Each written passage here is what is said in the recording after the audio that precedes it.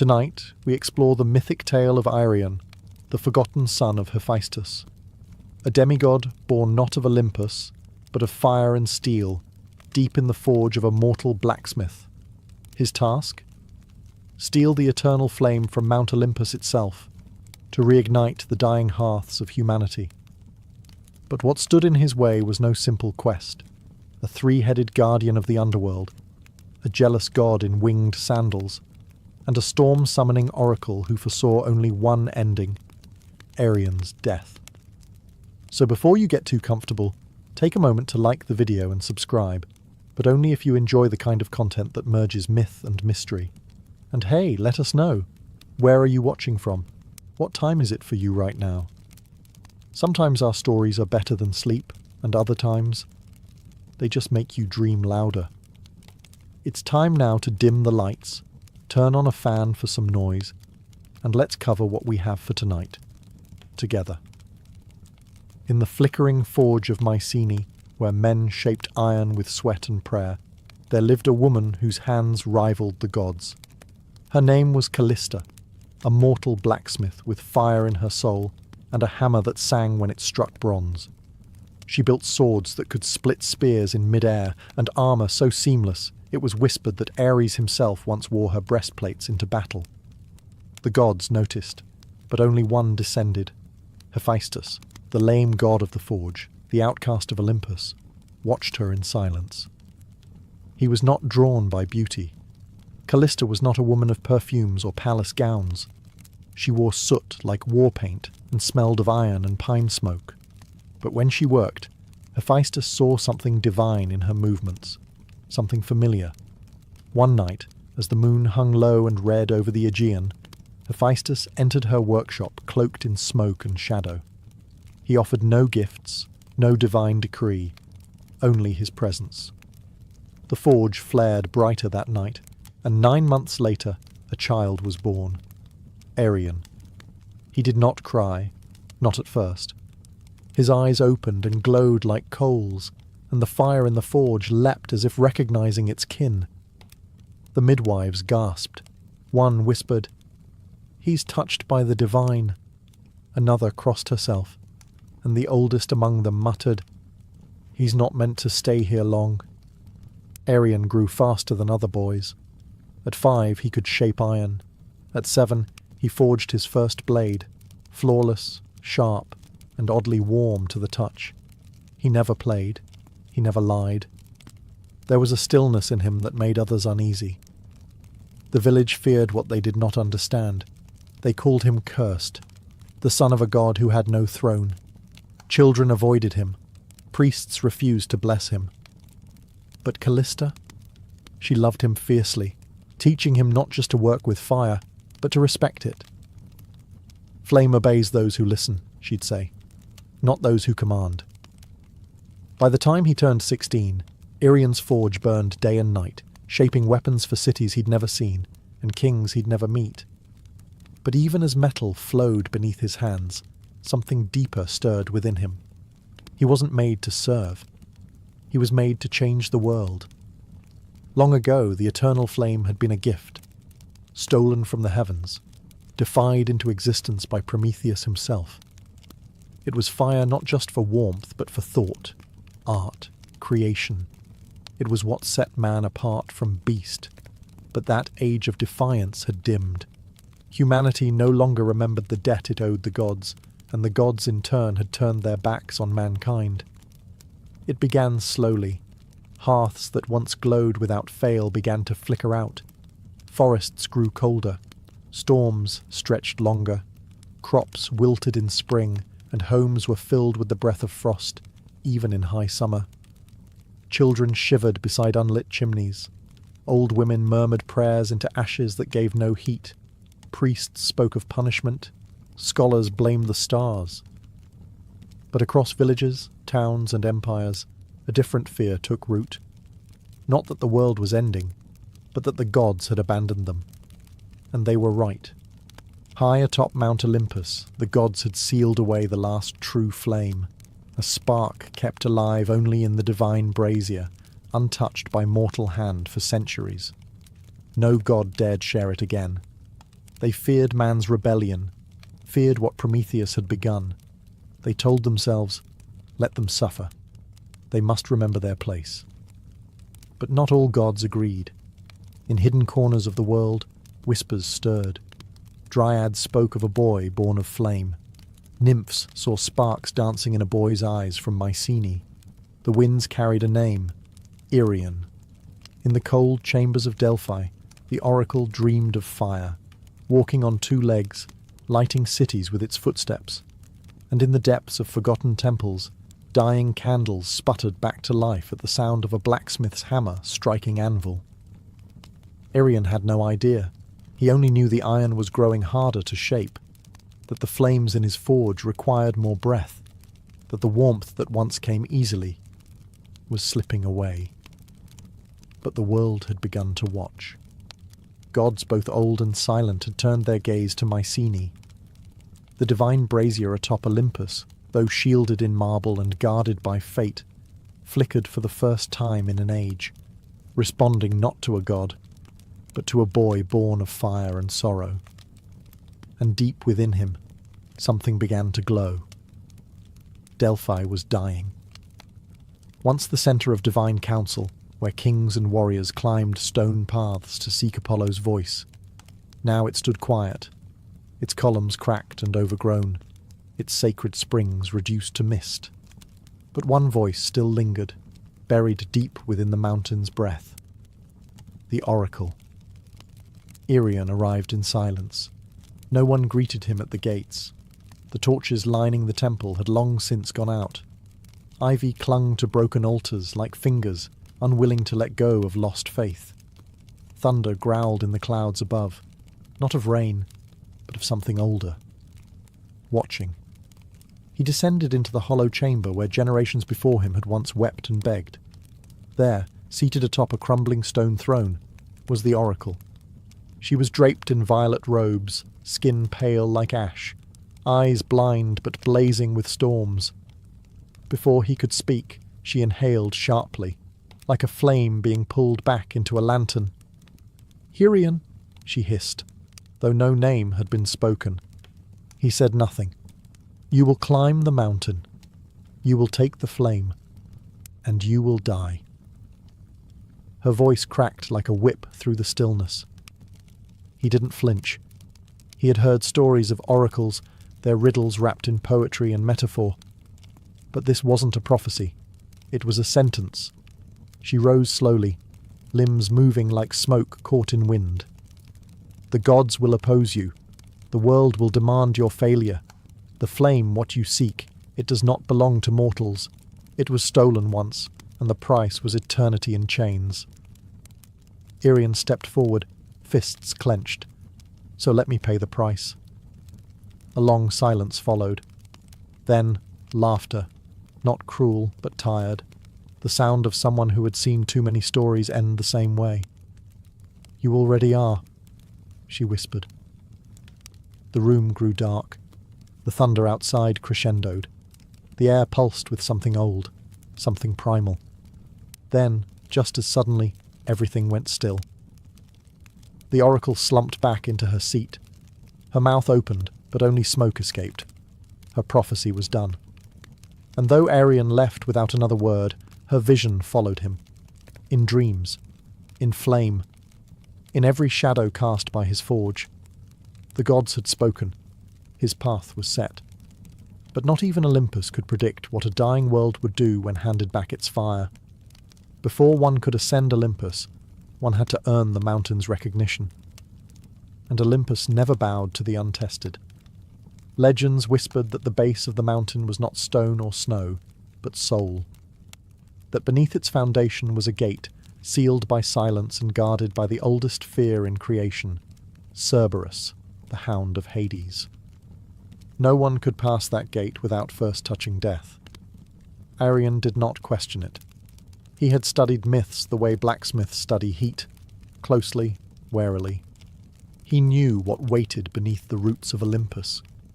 But to reach the eternal flame, he would have to descend, not metaphorically, but into the very underworld itself. So he prepared not with armour, but with craft. He spent 3 days and 3 nights forging a collar, not for battle, but for submission. It was made of obsidian, iron, and the final ember from his mother's forge. Into it he carved 3 names, one for each of Cerberus's heads. He whispered them aloud as he worked: memory, loyalty, grief. On the 4th day, he stood before the shadowed mouth of a cave said to lead downward forever. The wind here was cold, but it did not sting the skin. It scraped the soul, and the air smelled not of rot, but of forgotten prayers. He entered. Deeper and deeper he walked, past bones that glowed faintly in the dark, past torches that lit themselves without flame, until he heard it, the breathing, slow, massive, layered, like 3 storms dreaming in unison. Cerberus. He stepped into the clearing and found the beast sleeping on a bed of ash and bone, each head twitching in a different rhythm. Its fur was blacker than absence. Its eyes were closed, but its ears twitched. Arian did not draw a weapon.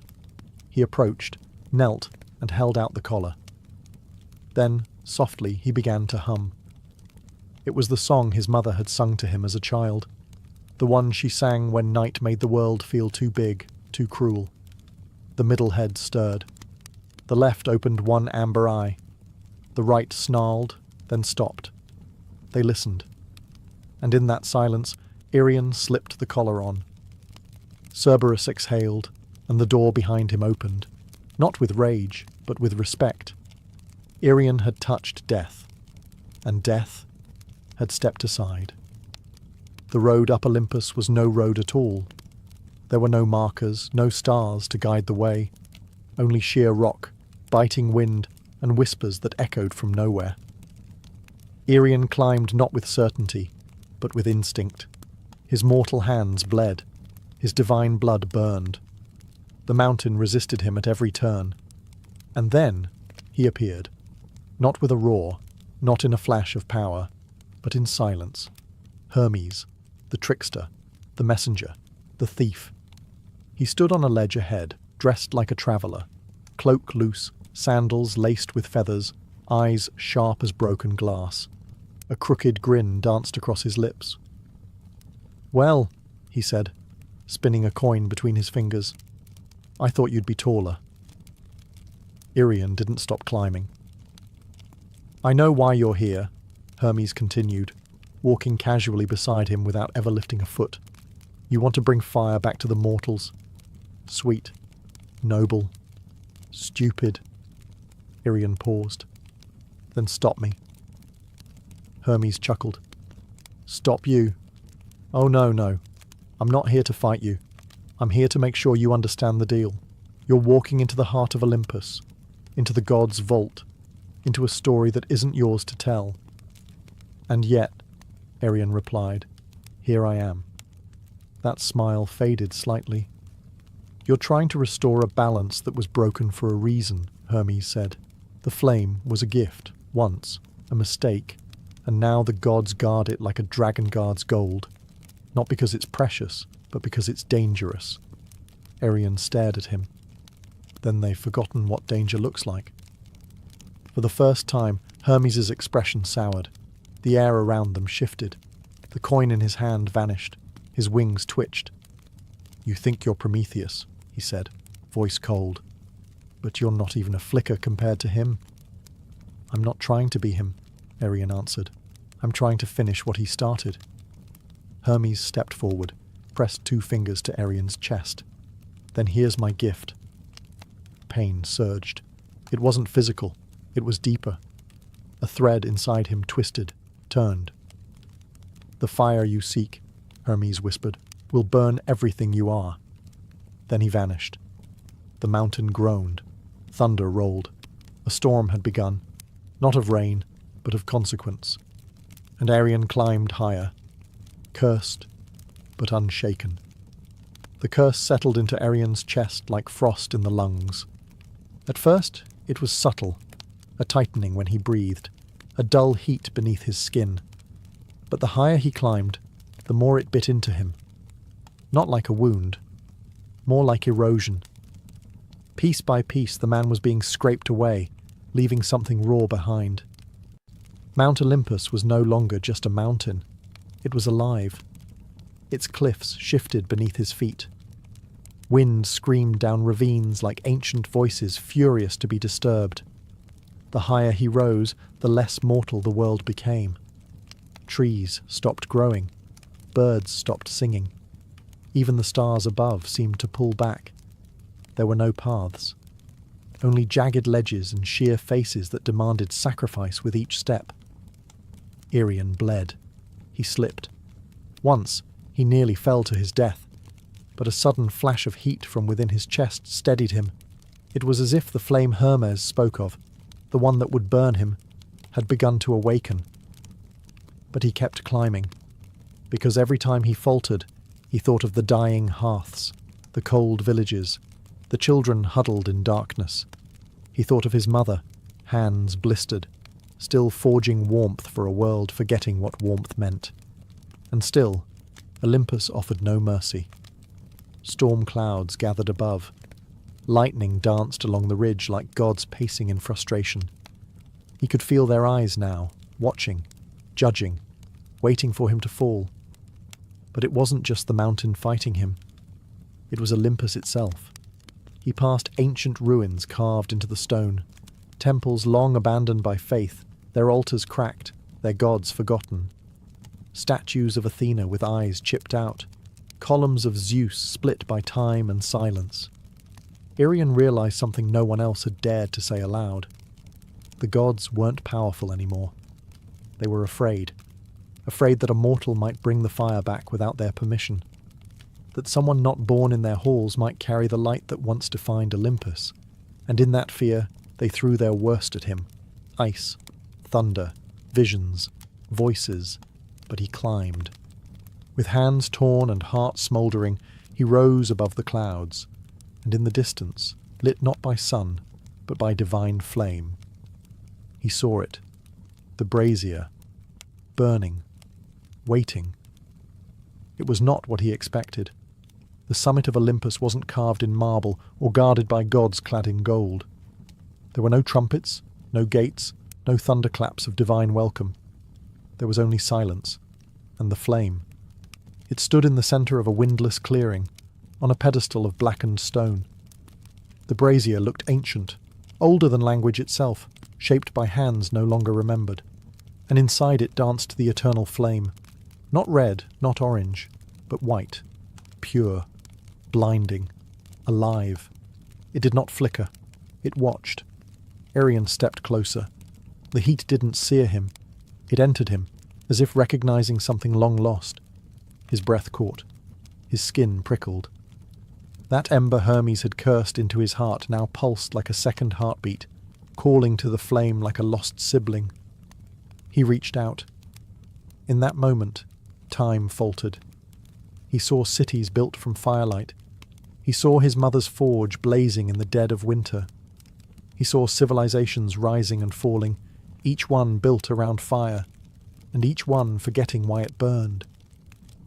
He also saw the punishment. Prometheus, chained to stone, his liver eaten daily by a vulture. The gods had called it justice. But Irian saw it for what it was, fear wearing a crown. He could turn back. He could let humanity adapt to the cold, forget fire, forget him. But then he heard the wind whisper her name, Callista, and he remembered who he was. He grabbed the flame, and it took him. Pain screamed through his body, not like burning, like being rewritten. Bones cracked and reformed. His skin glowed, veins pulsing with light. He fell to his knees, roaring soundlessly, as the flame poured into every part of him, erasing the boy, forging the fire-bearer. He wasn't holding it anymore. He was it. The brazier flickered, then dimmed, then went cold. Because the eternal flame was no longer chained to Olympus, it had chosen a new vessel. Irian collapsed beside the empty pedestal. Smoke rose from his fingertips, but his eyes glowed like dawn. He breathed, barely. But with each breath, A wisp of warmth spread outward, into the wind, down the mountain, toward the world below. He had taken the fire, but not for himself, for everyone. Arion did not walk down Olympus. He carried it with him. The moment the flame entered him, the mountain stopped resisting. Winds fell silent. The sky cleared. Even the stone beneath his feet seemed to shift and guide him, not with reverence but with recognition. He was no longer a trespasser. He was a torch. His body smouldered with divine heat, not the kind that scorched, but the kind that stirred life. Wherever his foot touched earth, frost melted. With every breath, the cursed wind softened. The air smelled not of smoke, but of renewal, of rebirth. But he was not whole. His limbs trembled beneath the weight of what he carried. The eternal flame was not just fire, it was memory. He could feel every spark it had ever ignited. The first campfire in a prehistoric cave, the torch that lit Athens, the forge that built Troy. And he felt the cost of all of it. He saw the cities burned in its name, the temples razed, the wars fought with stolen fire and ambition. The gift of the gods had never been innocent, but this time he would not give it as a weapon. He descended through cloud and silence, past broken statues of gods who had once been worshipped, now crumbling in divine decay. He passed the cave where Cerberus had once guarded the gate, but the beast was gone, as if even death had stepped aside for what Arion had become. He reached the world below, and there, in a frozen village where hearths had long turned to ash, people gathered around him, not in fear, but in awe. He did not speak. He simply held out his hand, and a flame danced from his fingertips into the nearest hearth. It roared to life. Then another, and another. A chorus of warmth spread from home to home, city to city, across lands that had forgotten what it felt like to gather around a fire without praying first. Arion burned. His hair shimmered like molten gold. His skin cracked like cooled obsidian. He was dying, but not fading. He was becoming something else. He had not stolen the flame. He had become it. And everywhere it burned, the world whispered his name, not in worship, but in gratitude. No tomb was ever built for Arion.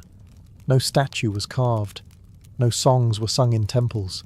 There was no procession, no mourning, no final battle to mark his passing. And yet, he never disappeared. After the fires returned, strange things began to happen across the land. In distant villages where no traveller had passed, hearths lit on their own. Entire forests, once frozen solid, blossomed overnight. Blacksmiths claimed their forges heated faster. Children, huddled in the cold, told their parents they saw a man of light standing beside the flame before it rose. No one could prove anything. But they all told the same story. He walked until there was nothing left of him to walk with. His body had long since cracked and burned, not from weakness, but from transformation. What remained of Arion, bone, blood, voice, had become spark, smoke, heat. And he gave it all away. His mother's forge was the last place touched.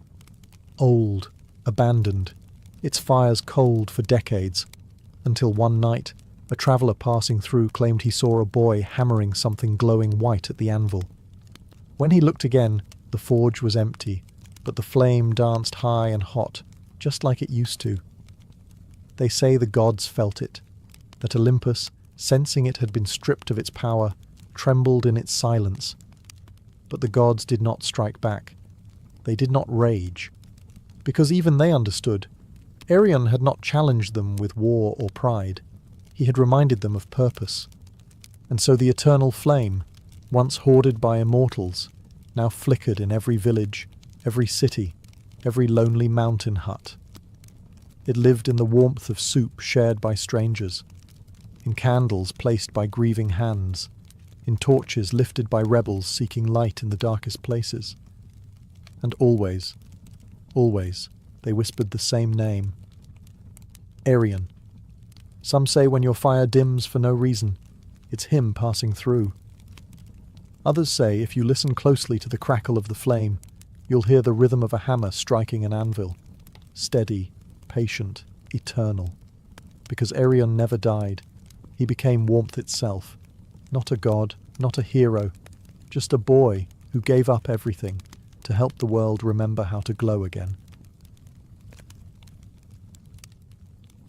In the land of Sparta, where boys were taught to fight before they could speak, and honour was carved in bone, women were no less fierce.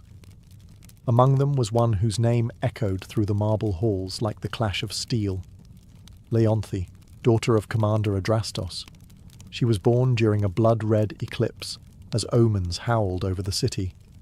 Midwives whispered that she came from Ares himself. By age 12, she had bested her brothers in the wrestling ring. By 16, she had led a hunting party into the Taygetus Mountains and returned with 3 wild boars tied behind her chariot. Leonthe was not just respected, she was feared. She walked through the Spartan agora with a straight spine and quiet steps. Men lowered their eyes. Women watched her with a strange mix of envy and awe. She rarely spoke unless spoken to, and her words were chosen like arrows, never wasted. But there was something in her that few noticed. When she removed her armour at night, when the torches dimmed and the world outside fell away, Leonthe would stare at the stars, not with a warrior's challenge, but with wonder. There was a softness buried in her, one that battle could not scorch, a yearning, not for marriage, not for conquest, but for something else, something the Spartan code had no name for. Peace, magic, mystery. She never said. What she knew was this. Every full moon, when the city slowed and the warriors slept, her body pulled her toward the cliffs above the river Eurotas. She would leave behind her spear, her cuirass, her reputation, and become just a woman wandering beneath the stars. Alone. The world, she thought, must be bigger than Sparta, bigger than swords and pride. She felt it in her blood, like music she couldn't hear, but knew was playing somewhere. And then, one night, beneath a sky so silver it looked scraped from the edge of a blade, she saw it, gliding across a still pool in a hidden grove. A swan, unmoving, watching her, moonlight rippling on its back.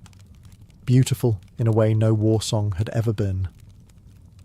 And from that moment on, Leonthe's life began to shift, away from blood and battle, towards something softer, stranger, and far more dangerous. The grove was hidden, untouched by the usual grit of Spartan boots. Nestled between 2 cliffs, it whispered of something older than Sparta, older even than Olympus. The trees curved in crescent arches, their branches low and silvered by moonlight. A shallow lake lay at the centre, still as glass, and on it, the swan. Its feathers shimmered like woven starlight, neither white nor grey, but something in between. It floated with the silence of smoke, cutting across the water with no ripple. Its long neck arched gracefully, as if sculpted by divine hands, and its eyes, gods, its eyes, held no animal wildness, no fear, only awareness. Leonthe froze at the tree line. Her training screamed caution. Nothing in nature moved like this. No creature stood so boldly before a human. But the swan did not flee. It watched her, calmly, expectantly. She stepped forward. It tilted its head. Another step. Closer. The lake did not stir. She stood at the edge of the water, heartbeat steady but alert, hand resting lightly on the dagger strapped to her thigh. The swan moved again, slowly, deliberately, toward her. When it reached the edge of the shallows, it stopped and bowed its head slightly. Leonthe knelt. She had seen thousands of things in her life. War camps burning, bloodied warriors screaming at the heavens, newborn calves gasping for their first breath. But never had she seen something so quiet, so still, so enchanted. She reached out. The swan did not resist. Her fingertips brushed its feathers. warm, unnaturally warm, as though its body burned with sunlight instead of blood. A feeling stirred in her chest, not fear, not fascination, something older, something she didn't know she'd been missing until that very moment. Connection. The swan blinked once and turned away, gliding back into the centre of the lake. Leonthe remained kneeling, watching it, unsure what had just begun, but certain it was no accident. The next full moon, she returned. So did the swan, and again, the next month, and the next.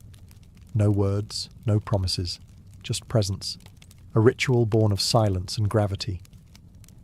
By the time autumn settled on the hills, Leonthe no longer questioned why. She just knew the swan would be waiting, and her world would never be the same. Seasons turned, leaves reddened, fell, and grew again. The wars continued far below the hills, but in that moonlit grove, time stood still. Only the full moons mattered now. Only those nights. Leonthe had once measured her worth in battle scars, victories, and commands followed without hesitation. But now, something softer guided her. Something far older than Spartan law. Each month, she returned to the grove with offerings. Fresh figs, soft linens, carved trinkets from olive wood. The swan never ate, never acknowledged the gifts. Yet Leonthe continued, drawn by an instinct she couldn't explain. The swan was always waiting. It met her at the edge of the water, dipped its head gently, then glided by her side. Sometimes it circled her. Sometimes it simply stood beside her on the shore, its warmth bleeding into the air around it like a hidden sun. She began to speak, not like a soldier, but like a woman who had never been heard before. She spoke of her father's coldness, of how victory never filled the empty space in her chest, of the nights she stared at the sky, wondering if there was more than sword and soil. The swan said nothing, but it listened. She could feel it. Its stillness wasn't silence. It was attention. The kind mortals never gave. The kind no commander, no suitor, no friend had ever offered her. Over time, she stopped feeling alone. She braided her hair before each visit, smoothed her robes, sat beside the swan for hours, shoulder touching wing, saying little, yet feeling more than she'd ever felt in a Spartan palace or battlefield. And still, the swan never fled, never aged, never changed. She should have been afraid. There were stories of gods taking animal form to lure mortals into ruin, stories of punishments for those who loved the divine. But Leonthe didn't believe in stories anymore. She believed in the way her hand fit perfectly along the curve of the swan's neck, in the way it bowed its head when she sang quietly into the night, in the way it seemed to wait for her, need her. No words, no promises, but in their silence, something ancient took root, and though she didn't speak the word, not even to herself, Leonthe knew what it was. Love. The swan was not born of earth. Its wings had once stretched across the sky. Its fingers had played the lyre that made the sun rise. Its name had once been whispered in temples, carved in marble, and shouted in song. Apollo, god of light, of music, of prophecy, now silent, feathered, bound. Long before Leonthe was born, Apollo had committed a sin in the eyes of Olympus. He had defied Zeus, not with blade or rebellion, but with truth. He had spoken against his father's punishments, against the cruelty passed down from throne to world, against the silence demanded by power. For this, Zeus did not kill him. He unmade him, a spell cast in fury, more curse than justice. Apollo was stripped of his form, his voice, his divinity, forced into the body of a swan, not to teach him humility, but to remind him he could glow like the sun and still be caged by shadow. The curse was crueler still. There was one condition. If a mortal ever discovered his true identity, the transformation would become permanent. And so Apollo waited. Years. centuries, lifetimes, floating on lakes, hiding beneath stars, watching mortals forget his temples, forget his hymns, watching the world grow colder as the gods withdrew, until Leonthe. Her presence cracked something inside him, something buried so deep even Olympus had forgotten it existed. Hope. He never meant to be seen, never meant to stay, but she returned, again and again, and her voice when she spoke to him in the glade, was the only thing that made the fire inside him flicker again. She was not a priestess, not a nymph, not a chosen oracle. She was a warrior with hands that knew only weapons, a woman hardened by loss and trained to feel nothing. And yet, she saw him. She treated him not as a symbol or a threat, but as something sacred, something worth waiting for. He dared not speak, dared not reveal his name. But in the tilt of his head, in the stillness of his body, he answered every question she never asked. And slowly, impossibly, he loved her back. In Sparta, solitude was respected, but not for too long. Leonthe's absence did not go unnoticed. Each full moon, she slipped away from the barracks, from the training fields, from the watchful eyes of commanders and kin. At first, none questioned her. She was Leonthe, untouchable, unshakable, the warrior whose loyalty was carved into every scar. But Sparta thrived on order, on discipline, and love, especially the hidden kind, was a foreign thing in a city built on control. Whispers began. She wanders. She speaks less in council. She trains, but her strikes lack venom. It was true. Leonthe had changed. Her movements were still sharp, but no longer cruel. Her voice no longer cut. And something in her eyes softened. Some nights she smiled to herself, as if holding a secret the gods themselves couldn't steal. Her father noticed first. Commander Adrastos, a man whose face bore no softness, whose daughters were meant to lead men, not follow feelings. He summoned her one evening, under the guise of strategy. But when the chamber emptied, he spoke plainly. "What keeps you from sleep?" Leonthe offered no answer. His voice darkened. "Do not forget who you are." But she already had, at least the version of herself that Sparta had moulded. What the city had built in stone, the swan had touched with water, and Leonthe found herself unwilling to return to who she'd been. Still, Sparta watched. A patrol once followed her out beyond the walls, tracing her steps toward the cliffs. They lost her near the olive groves. She was too skilled to be shadowed, but it was enough. Enough to birth suspicion. Priests murmured about omens, that the moonlight carried voices, that the lakes beyond Sparta stirred unnaturally, a warrior woman disappearing each full moon. They feared it was madness, or worse, a god. Leonthe knew the walls were closing in, that eyes were learning to look where before they had looked away, that her silence, once strength, now made her vulnerable. But still, she went. Still, she found him. And in that grove where moonlight touched feather, she forgot the noise of Sparta, forgot the rules, forgot the danger. Only one thing mattered now, not being seen, because if the world discovered what she knew in her heart, it would destroy them both. The moon was heavy that night, low, swollen, golden as a dying flame. Leonthe stood in her chamber, fingers trembling over her armour, unable to fasten the final clasp. Something had changed. She had felt it for days. A quiet trembling beneath her feet, like the ground itself knew what she did not. The swan had been different on their last meeting, restless, more watchful. Its feathers bristled when the wind shifted. It had circled her twice before settling at her side, its warmth sharp instead of soothing. That night, sleep eluded her, and when it came, it brought visions. She stood in a silver grove, her hands covered in gold dust. A statue loomed before her, part man, part swan, its wings frozen mid-beat, its face serene and lifeless. She reached out, called a name she didn't know she knew. Apollo. The statue cracked, and a voice echoed, not from the sky, but from inside her bones. Truth will freeze what love has kindled. She awoke breathless, heart racing, the name still burning on her tongue. She tried to dismiss it. A dream, nothing more. But warriors know when fear is real. And this was no ordinary omen. This was prophecy.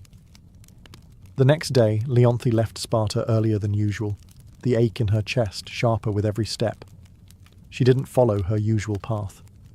Her feet led her deeper into the hills, through trees she'd never passed, into groves untouched by memory. There, hidden beneath a curtain of ivy and moss, she found the altar, ancient, cracked, marked with a single unmistakable inscription, carved in old flaking gold. Apollon. Her breath hitched. All at once the pieces fell into place.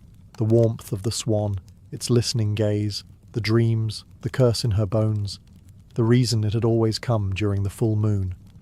He wasn't just enchanted. He was a god. Her god. And she had broken something. She stumbled back, the sound of feathers behind her. The swan had followed her, silent, as always. But its stillness no longer comforted her.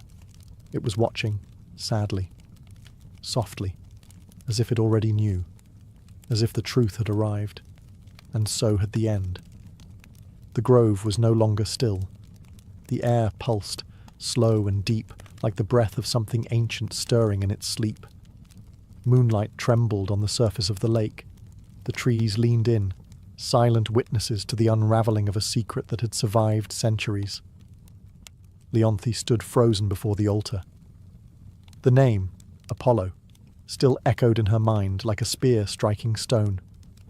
She turned, slowly, as if doing so would unmake the truth. But it was too late. The swan was there, not gliding, not graceful, just standing, watching. Its feathers no longer shimmered, its glow dimmed, flickering like a dying flame. Leonthe stepped toward it, her lips parted, unsure what to say, unsure if anything could be said. "I know," she whispered. The wind stilled. A single feather drifted from the swan's back, falling slowly, silently, before vanishing into dust the moment it touched the altar. And then the change began. The swan's neck arched, not in grace, but in agony. Its body trembled.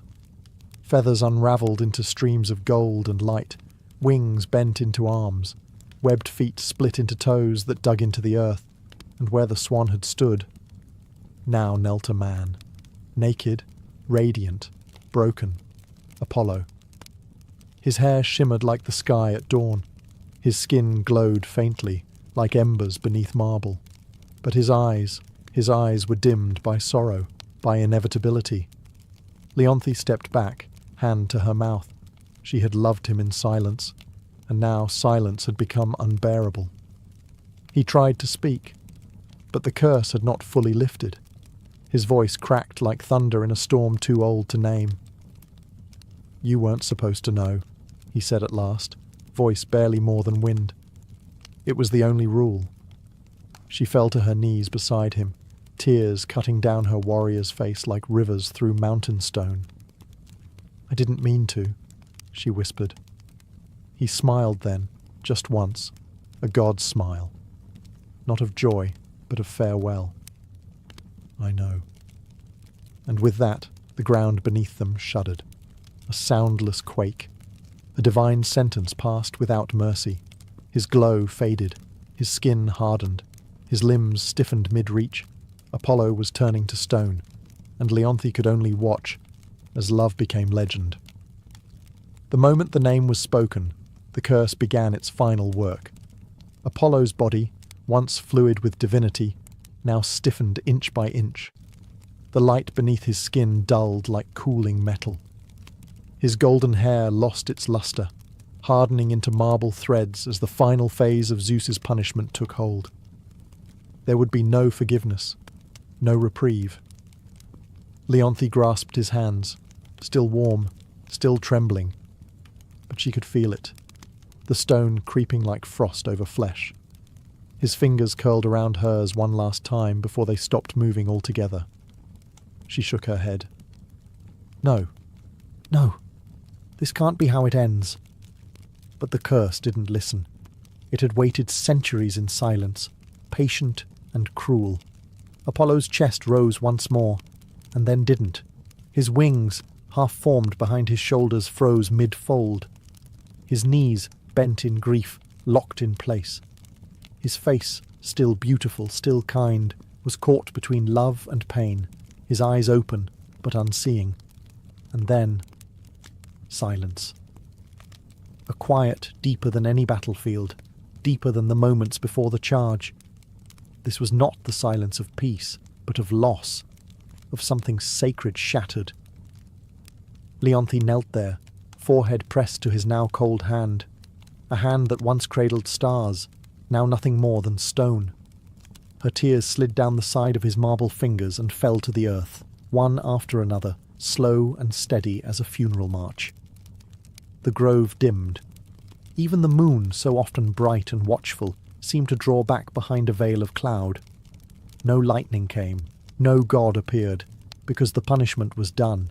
Zeus had spoken, the swan had flown for the last time, and Apollo, god of light, was now a statue of silence, forever frozen in the moment of his final truth. Leonthe stayed long after the transformation finished, arms wrapped around what remained. She did not scream. She did not curse the heavens. There were no Spartans to hear her cries, no warriors to bear witness. Only the wind, only the trees, and the stone figure of a god who had once loved her, not with thunder and fire, but with stillness, and now with silence. Leonthe never returned to Sparta. She left her armour where it lay beside the altar, removed her sword, let her war-bound name drift away like smoke over the lake. The woman who had once stood tall among kings now knelt in silence beside a statue that would never move again. The grove became her world. Each full moon she returned, never missing a single one. She brought no offerings, no incense, no prayers, just herself, and a memory.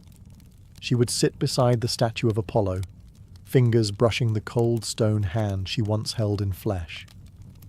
Sometimes she spoke, sometimes she hummed a song he'd never heard, but somehow felt like it belonged to both of them. Other times, she simply watched the water and said nothing. The villagers began to whisper. They said a woman haunted the hills, that she wandered under moonlight with eyes like distant stars. Some said she had gone mad, others said she had been chosen, but no one dared disturb her. Years passed. Winters came and went. Empires shifted. Gods fell silent. But Leonthe remained. She grew older, but never frail. Her strength endured, less like a soldier, more like the roots of an olive tree clinging to the same patch of earth, year after year, storm after storm, and still the statue stood. Apollo, mid-kneel, wings half-formed behind him, gaze fixed on the space where Leonthe always sat. A moment frozen in marble, untouched by time. Some travellers claimed the stone was warm to the touch, that if you placed your hand against his chest, you could feel something faint, like a heartbeat from a dream. And then, one final full moon, Leonthe came. She sat beside him longer than usual, laid her head gently on his shoulder, and never moved again. When the villagers came weeks later, they found her there, peaceful, eyes closed, lips curled faintly in a smile. Beside her, Apollo's statue shimmered faintly, as if lit from within. No one touched it. They built no shrine, no temple. But the legend grew. And now, when the moon is full and the wind is still, some say the swan returns to the lake, not to be seen, but to remember.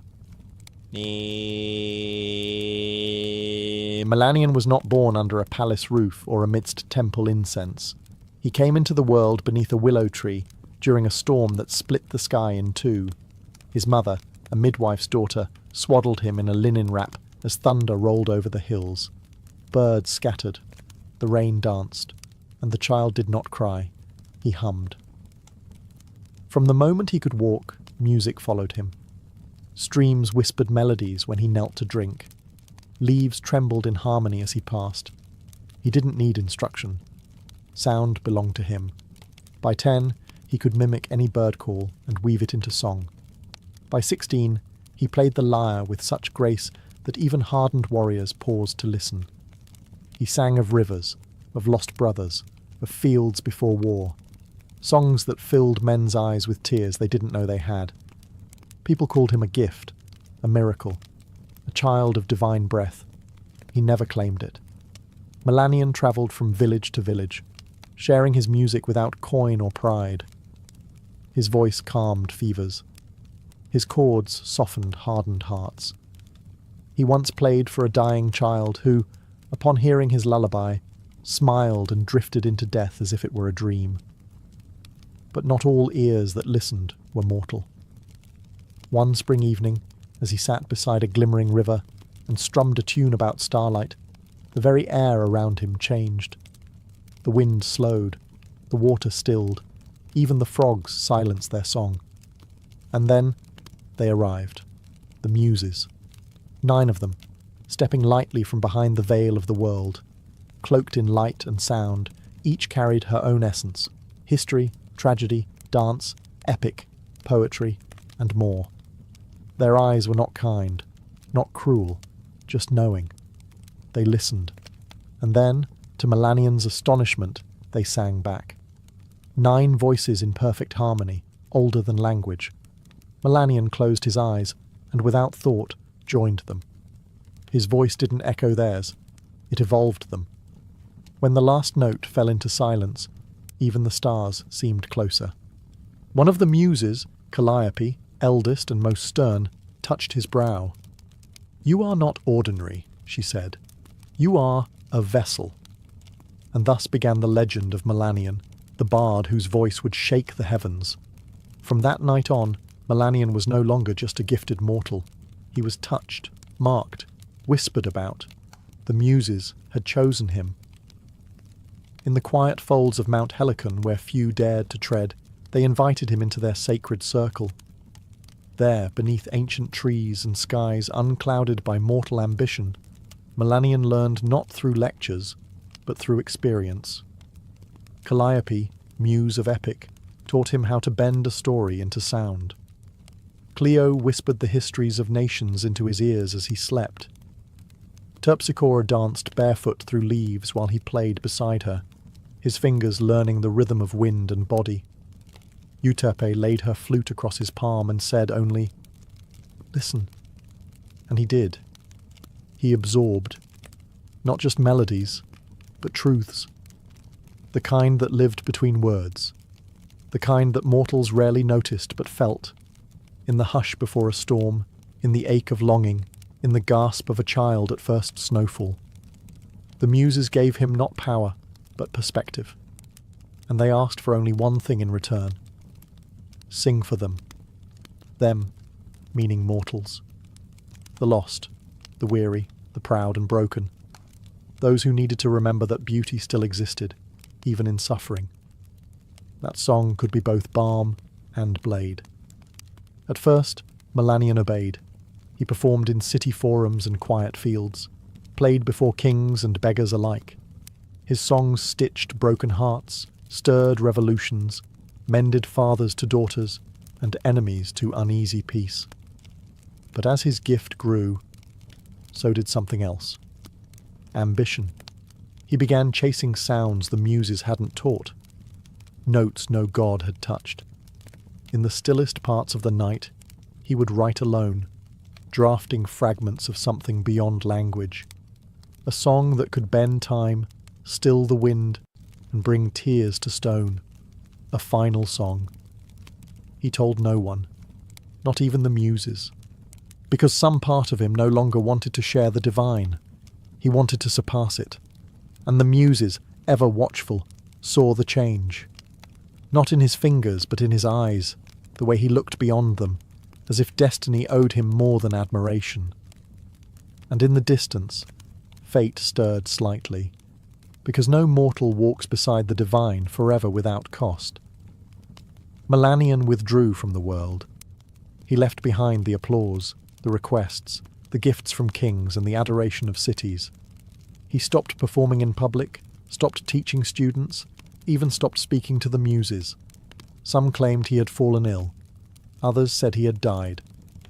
But in truth, he had gone to the shadowed slopes of Mount Helicon, deeper than any mortal had ever gone, where only echoes of the old gods stirred. There, in a cave lined with crystals that sang when touched by light, he began composing the final song. It came to him in pieces, sometimes in sleep, sometimes in thunder, sometimes in silence so deep it frightened him. He didn't write it.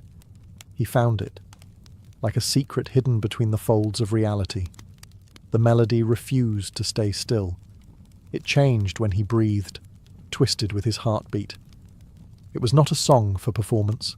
It was truth in sound. He heard the birth of stars in its opening note. He felt the deaths of empires in its fall. It was not sad. It was not joyful. It simply was. He laboured for months, maybe years. Time bent strangely inside the cave.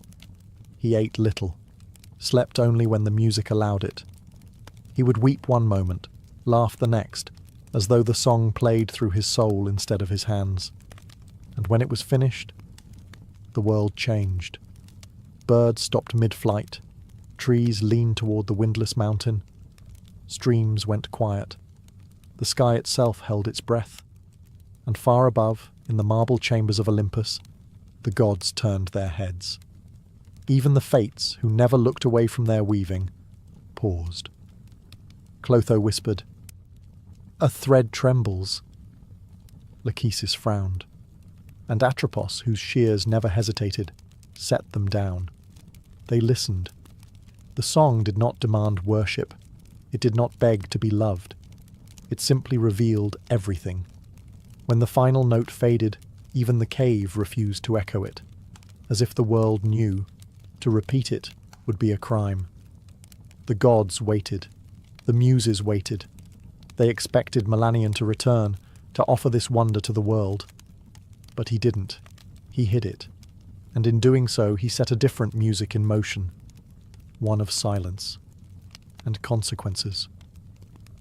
When Melanion emerged from the cave, the world felt smaller. The skies, once so vast, seemed pale beside the echoes of the song still humming in his bones. People rushed to greet him. Musicians, poets, even priests. They begged to hear what he had written, to feel whatever power had moved the heavens. But Melanion said nothing. They asked again. He smiled faintly. Not yet. Only the muses saw the shift. They came to him one dusk, stepping from starlight like breath from a lyre. Their robes glowed with inspiration, but their eyes held warning. "You were chosen to carry beauty," said Erato, soft and sorrowful. "But beauty is not meant to be buried," added Cleo. "You must sing it," whispered Calliope. Melanion bowed his head. "I will not see it cheapened." They flinched, as if he'd struck them. "You think mortals unworthy?" Terpsichore asked, voice trembling. "You think you alone are its guardian?" He met their eyes, not with rage, but with something colder. Possession. "Yes." Silence fell like winter between them. "Then you are no longer ours," said Calliope, "not because you created something beyond us, but because you hoard it."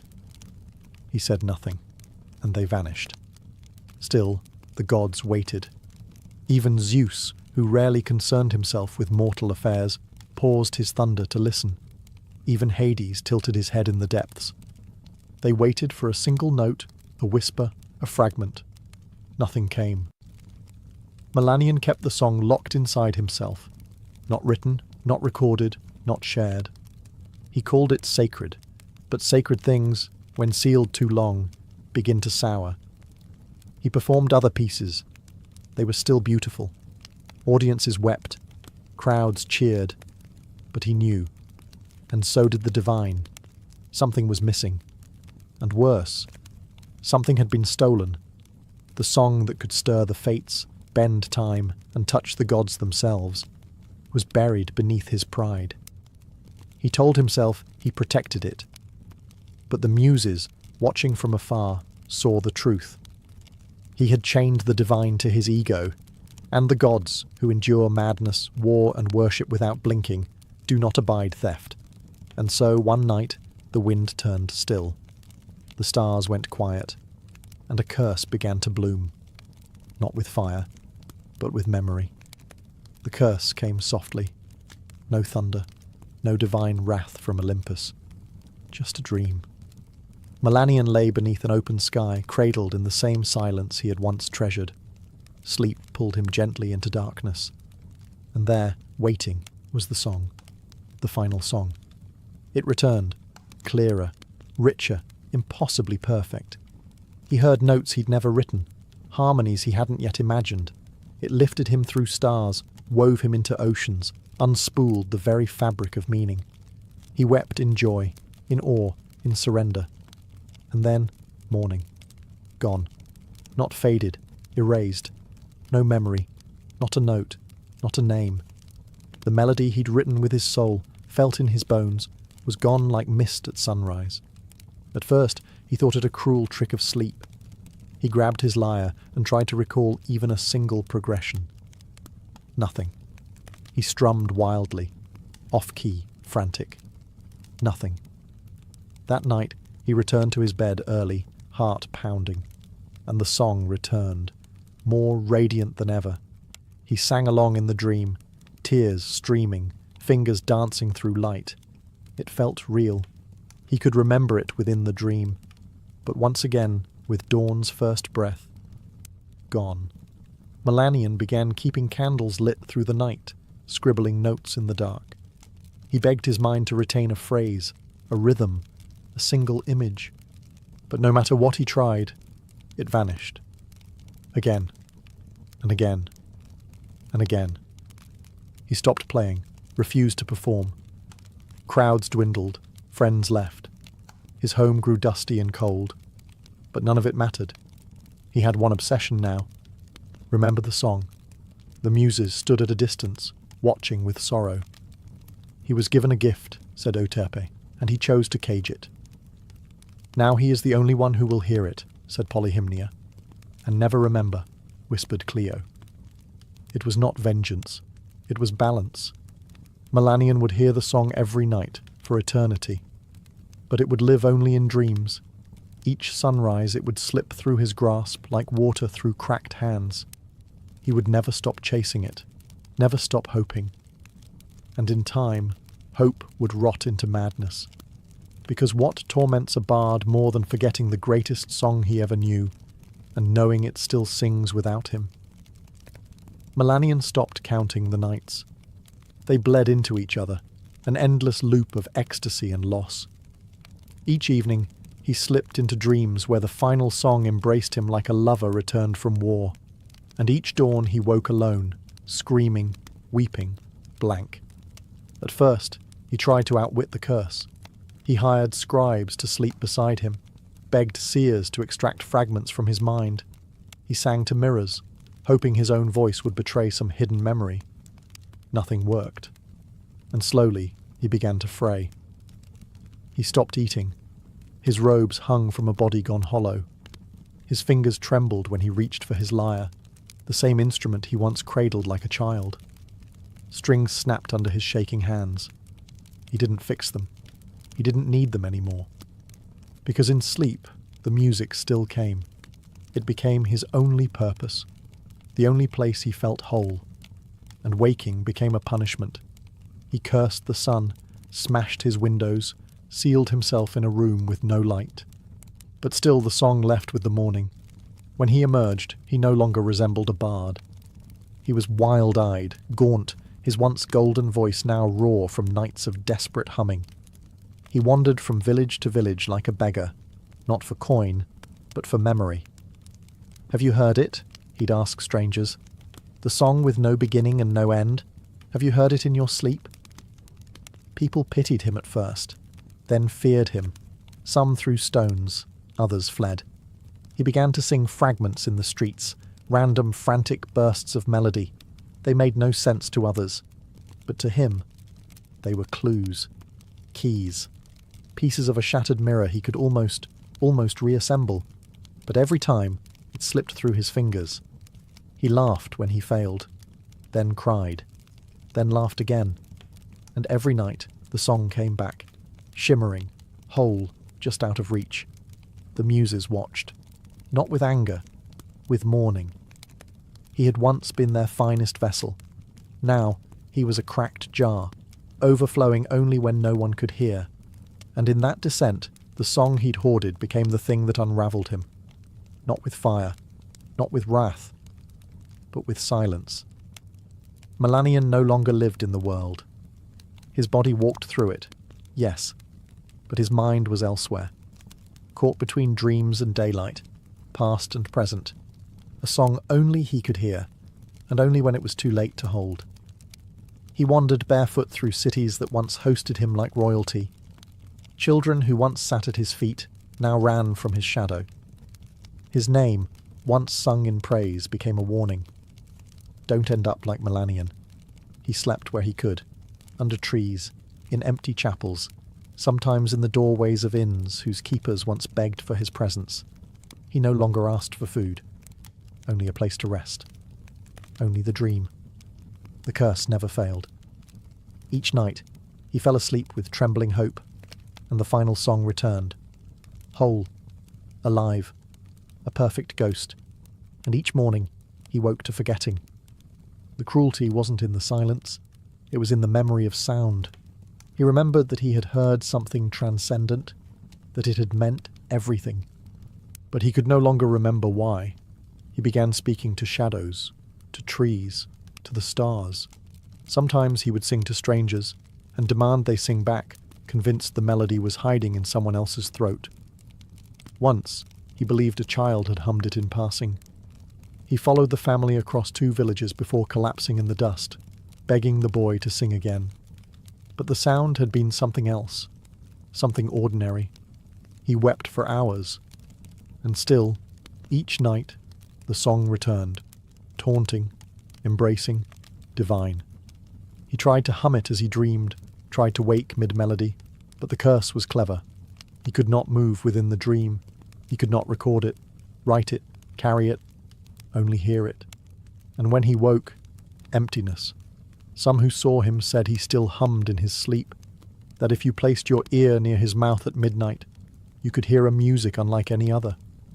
But only then, only in darkness. The muses no longer came. The gods stopped watching.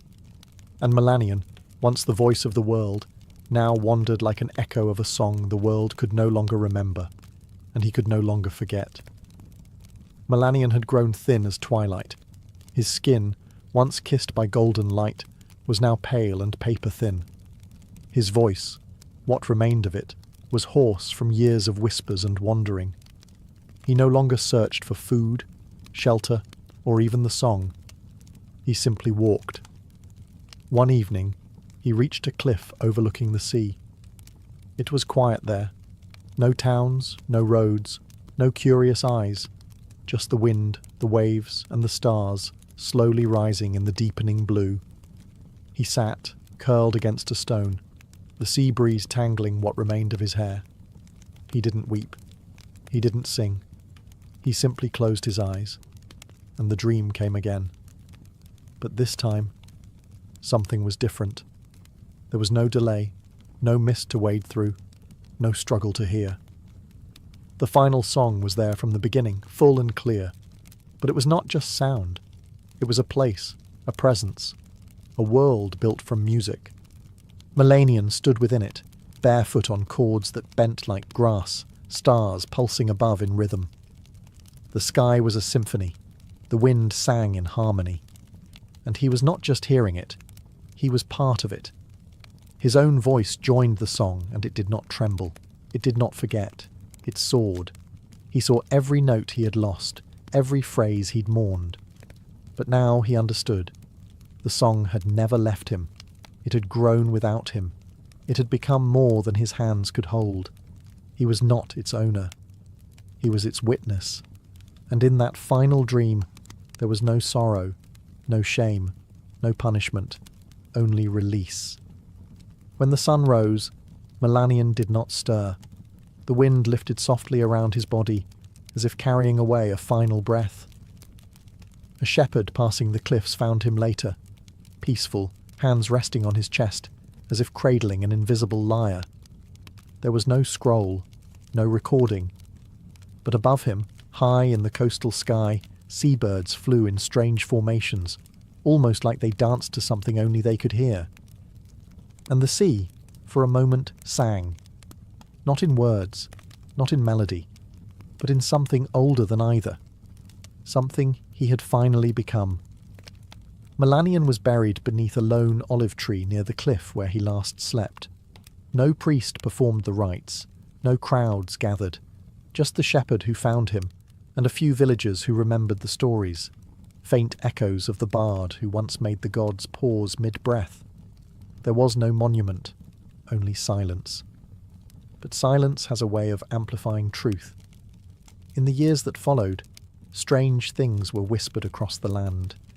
Travellers claimed that if you passed that cliff under a new moon, you might hear a melody in the wind, brief, fleeting, heartbreakingly beautiful. Not a full song, just a note, just enough to make you stop. Children began dreaming of music they'd never heard. Musicians would wake in the night with tears on their cheeks and no memory of why. And sometimes, when a bard sat alone at dusk with no audience, a sudden chord would form beneath their fingers, something not theirs, something perfect. They never remembered it by morning. The muses said nothing. They did not curse another bard. They did not reclaim the song, because they understood what Melanion had become. Not a warning, not a hero, but a vessel turned legend. A soul whose punishment was born not of cruelty, but of refusal, and whose redemption came not through sharing, but surrender. The final song was never written down. It was never performed in amphitheatres or temples. It does not exist in scroll or scripture, but it lives.